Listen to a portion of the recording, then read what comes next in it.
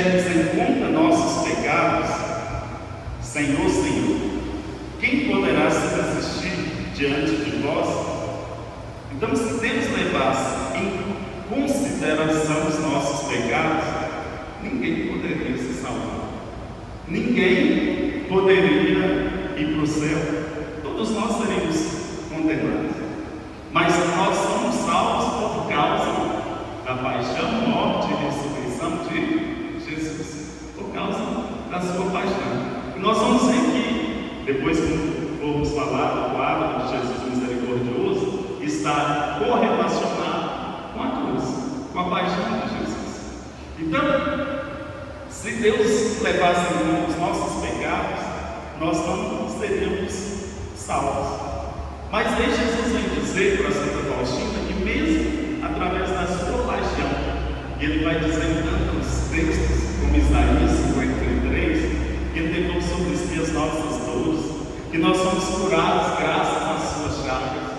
E São Dimas, ele naquele momento ali diante da cruz, viveu todo esse pecado. E quando uma pessoa é para Deus dá também para cada um de nós hoje os sacramentos, então o sacramento da confissão, da reconciliação, da unção dos enfermos, as indulgências, que eu vou falar um pouquinho, também o batismo para adultos, que a criancinha pequena não tem pecado, mas quando é adulta, ali ela é perdoada dos pecados. E São Dimas, o que acontece com ele? Um outro estava falando mal do Senhor, mas São Dimas vai falar para Jesus: Jesus, eu sou pecador, lembra-te de mim quando estiveres no paraíso. E Jesus vai dizer para ele: em verdade, hoje mesmo estará comigo no paraíso. O que acontece conosco? Quando nós pecamos e nós vamos diante do sacerdote, Deus perdoa. Só que fica a pena. Uma pessoa que comete um crime aqui, no Código Penal Civil, alguma coisa, ela pode ali arrepender. Eu estou arrependido, mas ela tem que cumprir uma pena. Como e onde nós cumprimos essa pena? No purgatório. Quando que nós não cumprimos essa pena? Somente em duas situações. Uma contrição tão perfeita como São Dimas fez. Ele não foi para o purgatório, imagina, ladrão, assaltante, tinha matado pessoas, feito tantas coisas, a contrição dele foi tão perfeita que ele foi direto para o céu e é santo, está exaltado. A outra forma é através das indulgências. Tem muitas formas de indulgência. Ali na época de finados, há uma semana, como que a gente ganha as indulgências?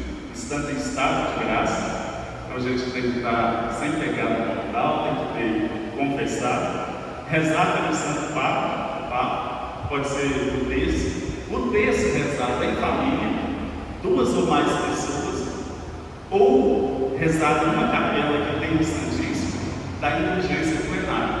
Então, se a gente fizer isso, buscando essa contrição em estado de graça, toda essa pena que a gente cumpriria no purgatório, não precisa cumprir, é absolvido. Só que se a gente pecar de novo, a gente já acumula isso. Mas tudo isso aí está relacionado ao quê? À misericórdia de Deus. Muitas vezes nós falamos do amor de Deus. Nós temos que experimentar o amor de Deus. Mas o amor de Deus só é vivido quando nós vivemos essas 3 dimensões. Quais são elas? Misericórdia, a justiça e a providência. Porque você ama Deus? Ama. Mas aí às vezes a gente não age com justiça. Outras vezes a gente diz o seguinte: não, Deus é misericordioso, não tem problema em fazer isso. Então o mundo tem caído no laxismo, que tudo pode fazer, porque Deus é misericordioso. Não, Deus é misericordioso. Primeiro, Ele nos dá a salvação, de enviar Jesus para morrer no nosso lugar, de aparecer ali para Santa Faustina, nessa revelação privada, mas que a igreja aprovou, que o Papa João Paulo II acompanhou todo o processo, beatificou em 1993, foi canonizado santo no ano 2000. Tudo isso é a misericórdia de Deus. No Catecismo da Igreja Católica está escrito o seguinte: os últimos tempos que nós vivemos são os tempos do Espírito Santo. E São João Paulo II vai dizer que os últimos tempos que nós vivemos são os tempos da misericórdia divina. E aí, continuando nessa dimensão que Santa Faustina vai nos ensinar, Jesus ensinou a Santa Faustina que a salvação das almas chega pela via da oração. Minha filha, quero ensinar-te como deve salvar as almas, pelo sacrifício e pela oração. Isso no parágrafo 1767. Jesus mostra que os sacrifícios realizados são importantes para a salvação das almas. Tudo para o Senhor é importante. E diz sempre que o coração dele é a própria misericórdia. Fica sabendo, minha filha, que o meu coração é a própria misericórdia. É do coração misericordioso de Jesus que graças abundantes são derramadas para o mundo inteiro. A mesma graça que acontece, a gente chama de São Longuinho, teve um dos soldados para ver se Jesus ali estava vivo ou morto, porque os outros quebraram as pernas na igreja de São Dimas, e do outro que foi crucificado do lado de Jesus. Mas Jesus não falou, não, fura o peito dele. E ali, enquanto uma gota de sangue caiu ali, naquele soldado, ele se converteu. É um santo da igreja, a gente chama de São Longuinho. São Tomás de Aquino vai dizer que uma gota de sangue, uma única gota de sangue, serviria para curar o mundo inteiro. Humanamente, às vezes alguém precisa de transfusão de sangue. Se a pessoa for caindo, as plaquetas, igual meu pai vai caindo, Deus permite que não, mas se for necessário, tem que fazer reposição de plaquetas. Mas uma gota do sangue de Jesus cura toda a humanidade, toda. E aí continua no Diário de Santa Faustina. Em suas revelações a Santa Faustina, Jesus oferece formas de piedade para a humanidade. A mais popular é o terço da misericórdia. Então falava da oração, do sacrifício. Quando recitam este terço, junto a um agonizante, aplaca-se a ira de Deus. A misericórdia insondável envolve a alma. Está aqui no diário, no parágrafo 811. A oração do terço da misericórdia é um verdadeiro clamor pelo mundo. Uma oração de intercessão e reparação pelos pecados cometidos por toda a humanidade. Parágrafo 474 a 476. É uma súplica para que as pessoas experimentem o amor de Deus. O Papa Francisco, ele, no ano de 2015, ele escreveu uma bula pronunciando o jubileu extraordinário da misericórdia. Ele vai dizer o seguinte: misericórdia é o ato último e supremo pelo qual Deus vem ao nosso encontro. Um tempo favorável para contemplar a misericórdia divina que ultrapassa qualquer limite humano. Mas como nós vivemos essa misericórdia? As crianças, muitas vezes, elas nos ensinam muitas coisas, e uma criança menor do que os jovens que estão aqui perguntam um dia para o pai qual que é o tamanho do amor de Deus. E sempre que alguém pergunta o tamanho do amor de Deus, indiretamente ele está perguntando qual o tamanho da misericórdia, da providência e da justiça de Deus. Deus é justo, é providente e é misericordioso. Deus é tão justo que nos dá todas as oportunidades da salvação, porque quando chegar no juízo, aquilo que nós plantamos, nós vamos colher. Mas todas as oportunidades, Ele enviou os profetas, Ele enviou Jesus, Ele teve as aparições de Nossa Senhora, principalmente Nossa Senhora de Fátima, falando da conversão de tudo isso. Agora, por último, a aparição a Santa Faustina, que viveu 33 anos, então no ano 1905 a 1938, brevemente, 33 anos, ela permitiu que Deus realizasse tudo isso. Mas e a criança perguntou para o pai: qual que é o tamanho do amor de Deus? Para ficar melhor, qual é o tamanho da misericórdia de Deus? E aí ia passando um avião bem grande naquele local, naquela hora. E aí o pai ficou concentrado, a criança, vamos lá no aeroporto. E era o maior avião que descia daquele aeroporto. E aí o pai chegou lá, a criança tinha até esquecido da pergunta. Aí o pai perguntou para o filho: meu filho, aquele avião que você me mostrou aquela hora, qual que era o tamanho dele? Pai, ele era pequenininho. E esse aqui? Esse aqui é grandão, bitelão. Aí o pai diz o seguinte: meu filho, o tamanho do amor, da misericórdia, da providência de Deus depende da nossa distância que estamos de Deus. Quanto mais próximos de Deus, as graças de Deus são maiores na nossa vida. Mais próximo como? Quando nós viemos à igreja, nós estamos mais próximos. Quando nós estamos rezando, nós estamos mais próximos. E aí Deus realiza mais em nós. Quando vivemos a santidade, mas quanto mais distante de Deus, mais Deus é pequeno na nossa vida. Não que Deus é pequeno. Deus, Ele está em todo lugar. Ele tem todo o poder, toda a ciência. Mas Ele é pequeno na nossa vida porque nós damos pouca abertura. Então Deus pode realizar muitas coisas se nós dermos muita abertura. No livro de São Lucas, do Evangelho, está escrito assim, Lucas 6, 36. Lucas 6, 36. Sede misericordiosos, como também o vosso Pai é misericordioso. Porque quando tem uma revelação, e uma revelação, Deus tudo que tinha que revelar para nós, como revelação pública, concluiu com a morte de São João apóstolo, porque foi o último apóstolo a morrer e já no final da sua vida ele escreveu o Apocalipse. Então tudo aquilo que Jesus tinha de revelar publicamente acabou com São João apóstolo. Mas tem as revelações públicas, essa é uma revelação pública, as revelações privadas e aquelas que são aprovadas pela igreja. E aí nessa revelação ela tem que estar de acordo com a igreja e com a palavra de Deus, com o magistério da igreja e com a tradição.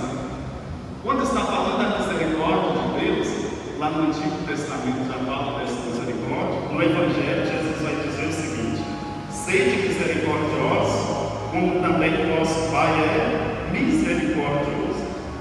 Em São Tiago, capítulo 2, versículo 13, está escrito assim: haverá juízo sem misericórdia para aquele que não usou de misericórdia.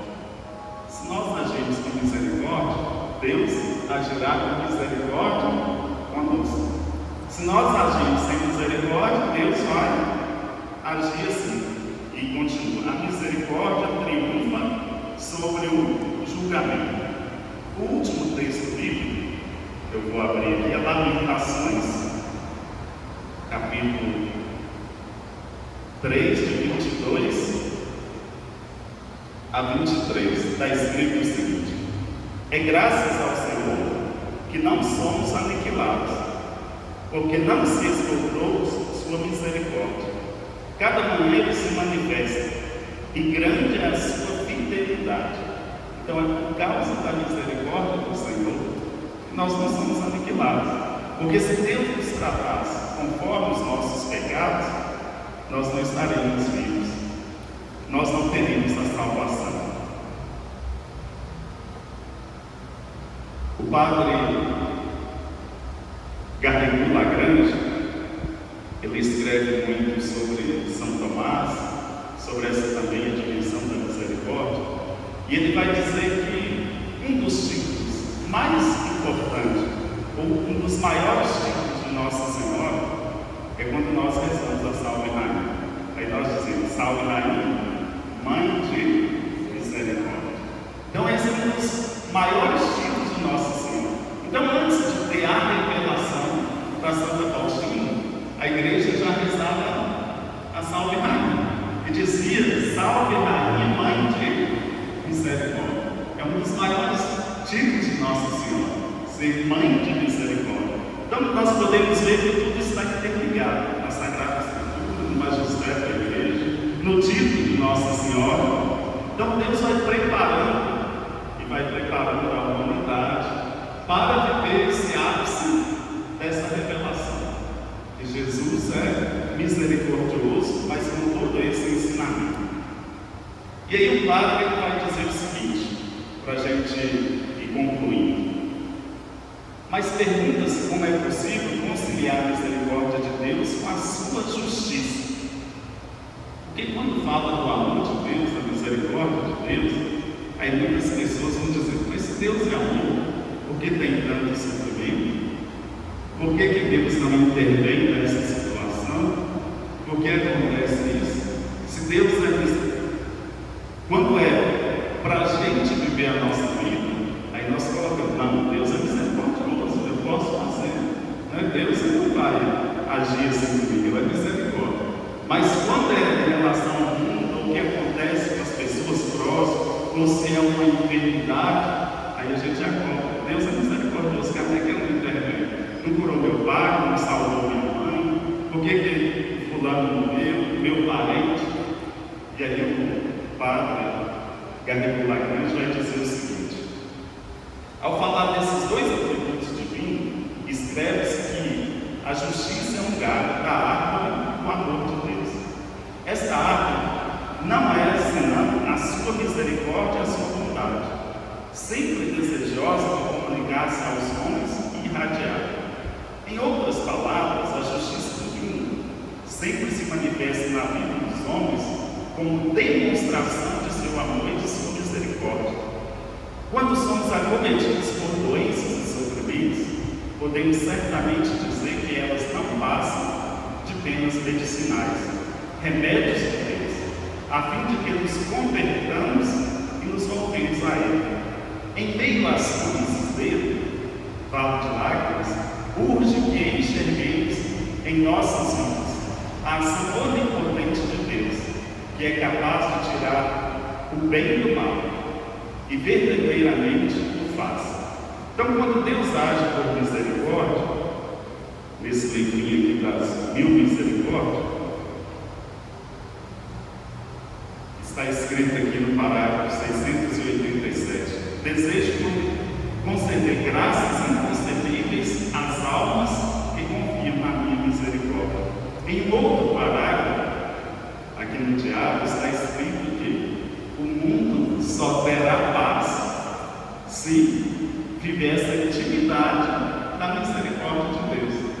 Busca corpo, se diz aí da ONU, se faz um monte de coisa, mas se não buscarmos a misericórdia de Deus, não teremos paz. E qual que é o caminho principal? A vida pela santidade. O maior mal do mundo se chama pecado. E Deus age com misericórdia, como São Dimas, até o último segundo. Segundo a história, Jesus morreu naquele diálogo que teve com São Dimas entre 3 a 5 minutos.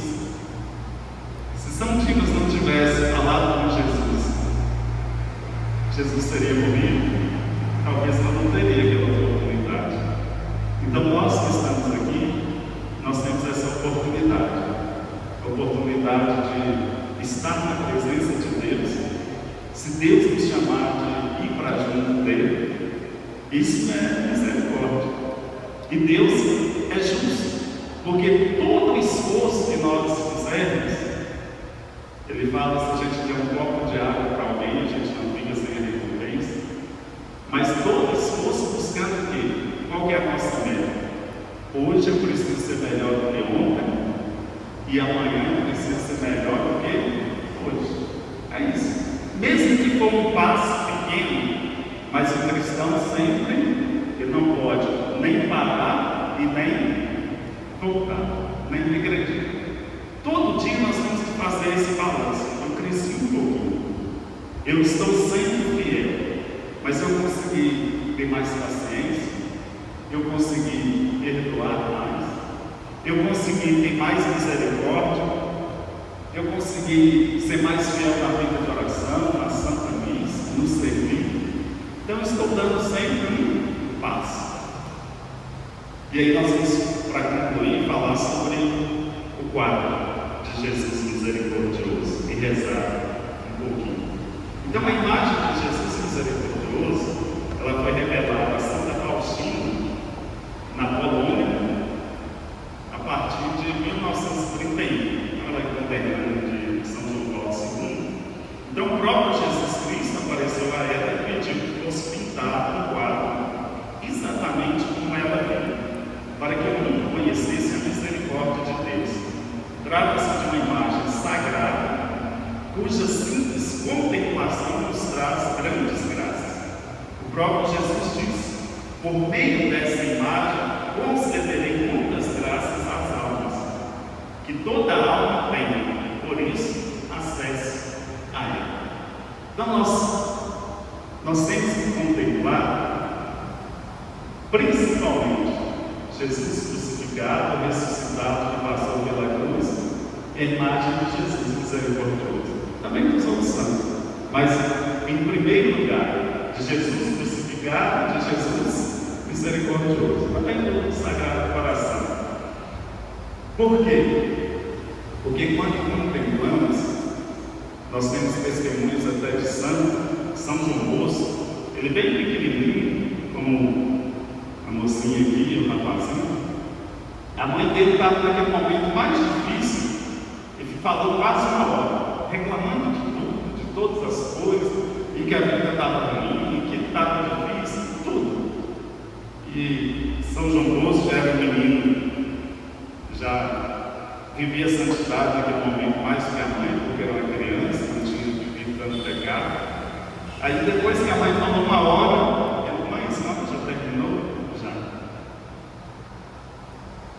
Jesus bateu o crucifixo, por isso que é importante ter um crucifixo na sua casa, um quadro de Jesus misericordioso. Jesus sofreu muito mais do que a senhora, e ele não reclamou, não falou mais nada. Na história de São João Bosco, foi a última vez que a mãe dele agiu assim. Depois ele fez o caminho para o sacerdócio, depois o pai dele morreu, a mãe dele foi ajudar a congregação dos salesianos. Então a mãe dele foi ajudar lá, e a conversão dela foi no contemplar Jesus crucificado. Talvez se naquele tempo eu tivesse Jesus misericordioso, poderia ter sido também nessa contemplação. Então, sobre a imagem, então ali tem a túnica, quando mostrou para Santa Faustina, ela é mais clara, então ela é mais branca, então a pintura, ninguém conseguiu chegar na plenitude daquilo que Deus mostrou, porque ninguém tem a capacidade de pintar Jesus como ele. Então a túnica branca de Jesus, a túnica branca de Jesus significa o amor de Deus e a sua pureza. O amor de Deus é puro e eterno e está sempre disposto a nos receber. Então é esse significado. A mão direita levantada, então a mão direita levantada. A mão direita de Jesus levantada nesse quadro da Divina Misericórdia é o gesto de abençoar. Significa a bênção que o Senhor quer dar a toda a humanidade, derramando sobre nós sua misericórdia. Nós podemos ver, só o padre que pode fazer esse gesto, um gesto do sacerdote, nós não podemos fazer, mas o bispo, o padre, sempre faz aquele gesto de abençoar, não é assim? Então Jesus é ele se o Pai abençoa, é por causa de Jesus que deu a ele a sua autoridade.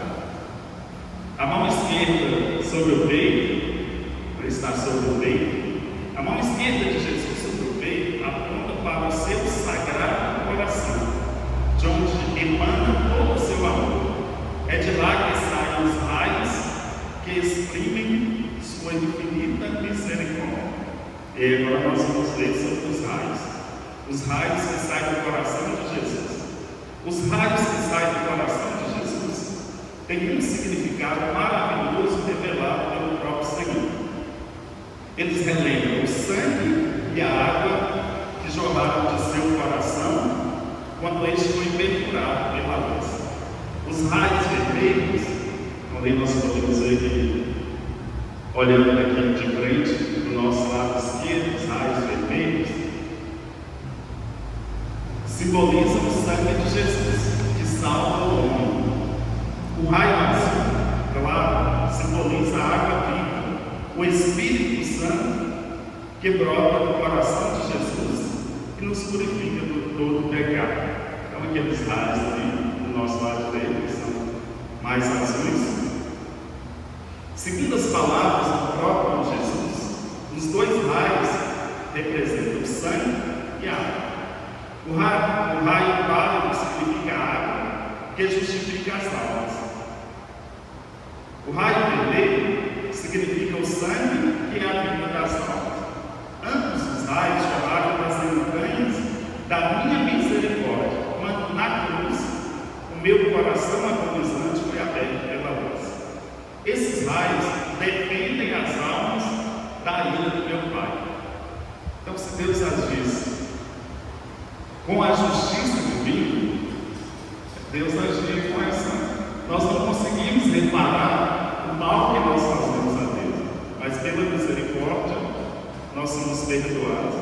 Feliz aquele que viver a sua sombra, porque não será atingido pelo braço direito da justiça de Deus, que o primeiro domingo da Páscoa seja a festa da misericórdia. Isso aqui está no diário de Santa Faustina, 299. E por último, a inscrição. Então, sempre no quadro da Divina Misericórdia está lá essa inscrição: Jesus, eu confio em vós. Vamos repetir? Jesus, eu confio em vós. Quando uma pessoa perde a esperança, a confiança, perdeu tudo. Aí não tem jeito. Então algo precisa estar em nós.